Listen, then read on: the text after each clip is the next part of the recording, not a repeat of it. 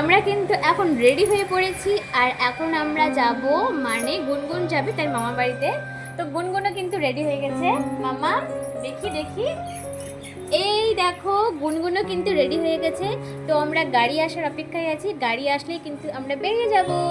High বলো, high বলো, high high.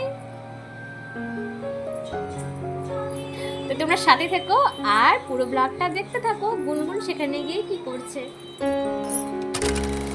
তো গুড মর্নিং এভরিওয়ান, সবাই কেমন আছো? আশা করছি সবাই খুব ভালো আছো আর আমিও কিন্তু বেশ ভালো আছি।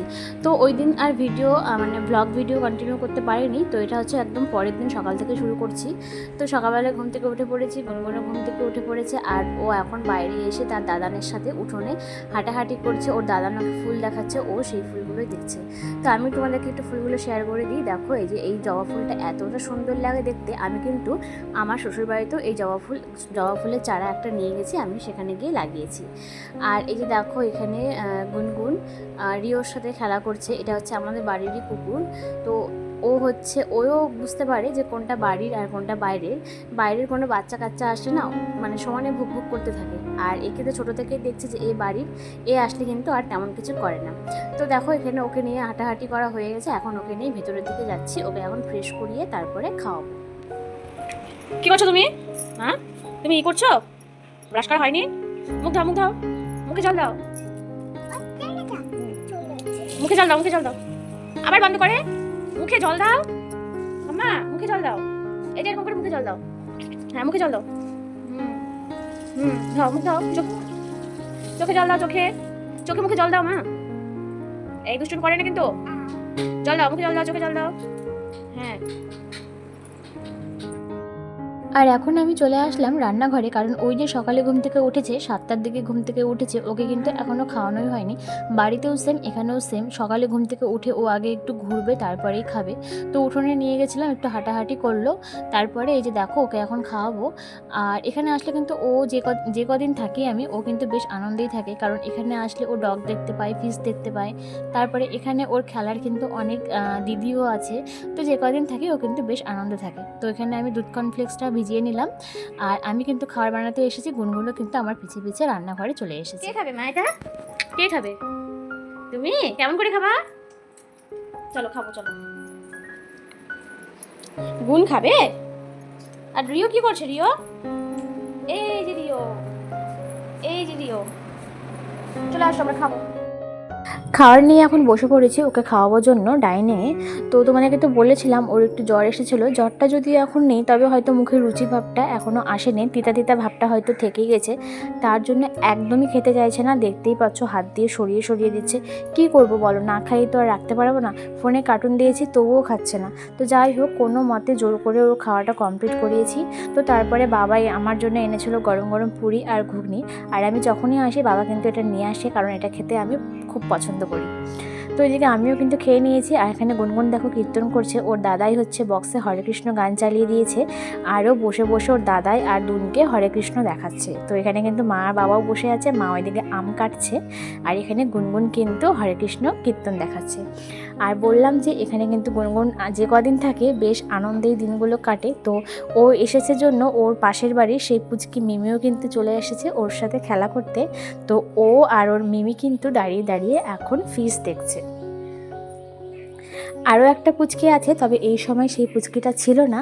আমরা যখন আসি তখন কিন্তু সেই পুচকিও ওর সাথে খেলার জন্য চলে আসে। এখন হচ্ছে 11টা না 11:30 মতন বাজে। তো ওকে একটু সেদ্ধ ভাত খাওয়াবো ঘি দিয়ে। তো এখানে দেখো আলু সেদ্ধ ভাত নিয়ে নিয়েছি আর ঘি নিয়েছি। তো এই ভাতটাকে এখন ভালো করে মেখে আমি গুনগুনকে খাইয়ে দেবো। ভাত খাবো, আসো আসো আসো আসো আসো। কান্নার ভাব নাটক।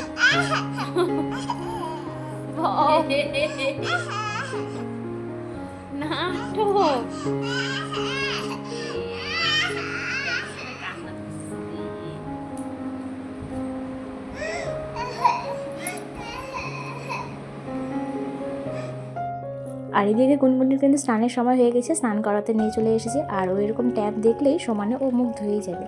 তো তোমরা পুরো ব্লগটা দেখতে থাকো। তাহলে চলো আমি গুনগুনকে স্নান করিয়ে নিই, তারপরে তোমাদের সাথে আবার দেখা হচ্ছে।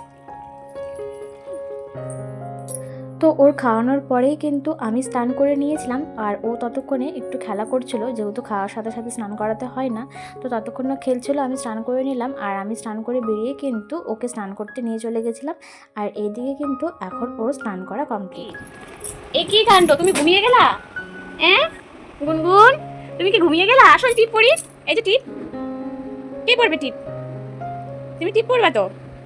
আসো এখানে বসো, এখানে বসো, টিপ পড়ি। আসো আসো, হ্যাঁ আমি পড়াই দিই। হ্যাঁ আসো টিপ পড়ি, আসো। এই যে নাও, না এই যে নাও।